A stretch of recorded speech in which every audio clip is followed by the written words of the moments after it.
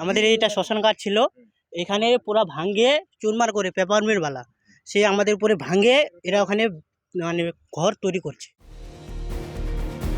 ভেঙেছে নদী বাঁধ, কাটছে নদীর চর, চেষ্টা শ্মশান দখলে, কাঠগড়ায় পেপার মিল কর্তৃপক্ষ। দার্জিলিং জেলা ফাঁসিদেওয়া ব্লকের বিধাননগর কাজীগঞ্জ এলাকার ঘটনা। এলাকা সূত্রে খবর, মতিয়া নদীর চরে এতদিন দাহ কার্য হতো। সম্প্রতি স্থানীয় পেপার মিলের লোকজন নদীর চরে সীমানা দেওয়ার কাজ শুরু করে। নির্মাণের জন্য ভেঙে ফেলেছে আস্ত নদী বাঁধ, কাটা হচ্ছে চর। এতেই ক্ষুব্ধ গ্রামবাসীরা ফেটে পড়লেন ক্ষোভে। অভিযোগ করলেন কাজ হচ্ছে রাত বিরেতে। পেপার মিলওয়ালা আমাদের পুরা চারদিকে নদী নালা কাটি মুটি সব নিয়ে নিচ্ছে। সরকারি বোট এখানে ছিল, সেই বোটও ভেঙে দিয়েছে। কে করছে এটা? পেপার মিলওয়ালা। এটা কি জোর জবরদস্তি দখল করা হচ্ছে? হ্যাঁ, এটা জোর জবরদস্তি হচ্ছে ওদের। দিনের বেলা কোনো কাজ হচ্ছে না, রাতের বেলা ওদের কাজ চালু হয়। আমাদের দীর্ঘকাল থেকে আমাদের বাপ দাদা এখানে সংস্কার করা হয়েছে, কিন্তু আমি তো জমির মালিক কোনোদিন দেখিনি।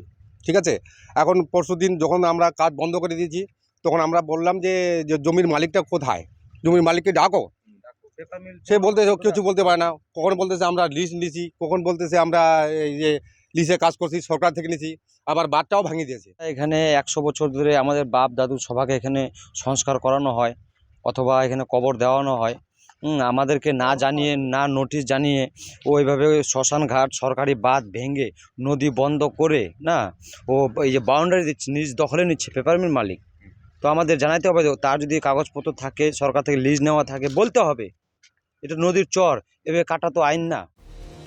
পেপার মিল কর্তৃপক্ষ অবশ্য শ্মশান দখলের অভিযোগই উড়িয়ে দিয়েছে। পরশু দিন যা আছে আমি একটা অমিনকে ডেকে নিয়েছি, গাঁওওয়ালাকে ডেকেছি যে ভাই নদীর জমিন কোথা পর্যন্ত আছে ওটা দেখাই দেখ। ওরা দেখাই দিয়েছে জমিনটা এই পর্যন্ত আছে। তারা বলছে দেখো ভাই জমিনটা সীমানা রেডি হয়ে গেল, এখন আপনারা বলেন এই সীমানা ফাইনাল হয়ে গেল, এবং আমি কী হিসাবে বাউন্ডারি করব। কথা হয়ে গেল পর, ঠিক আছে আমরা গাঁওরা সব বসে একটা ফাইনাল ডিসিশন করে আপনাকে জানাই দেব। দেখি সকালে আসে এরা বাঁশ টাঁশ নিয়ে আমাদের জমির উপরে যা আছে পুরা ঘেরাও করে দিয়েছে, দখল করতে যাচ্ছে। খবর পেয়ে পরিস্থিতি দেখতে বৃহস্পতিবার এলাকায় যান বিধাননগর 1 নম্বর গ্রাম পঞ্চায়েতের উপপ্রধান শঙ্কর সরকার।